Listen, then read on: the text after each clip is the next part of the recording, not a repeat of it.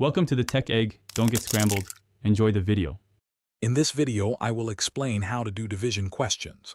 Division is a fundamental arithmetic operation that helps us split a larger number, called the dividend, into smaller, equal parts determined by the divisor.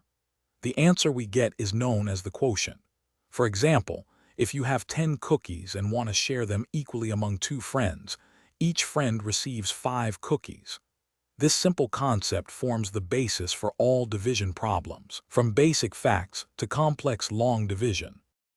Long division can seem daunting, but it follows a clear 5-step process.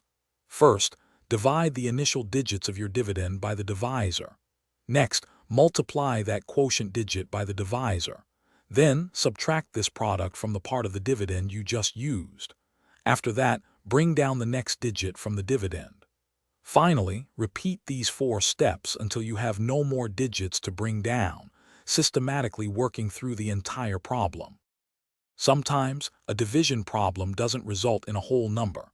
This is where remainders come in.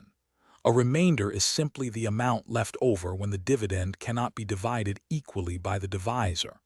It's crucial that the remainder is always less than the divisor. You can express a remainder in 3 main ways: as a whole number, as a fraction with the divisor as the denominator, or by continuing the division into decimals. After completing a division problem, it's always a good idea to check your answer to ensure accuracy. The simplest way to do this is by reversing the operation. First, multiply your quotient by the divisor. Then, if there was a remainder, add it to that product. The result of this calculation should exactly match your original dividend.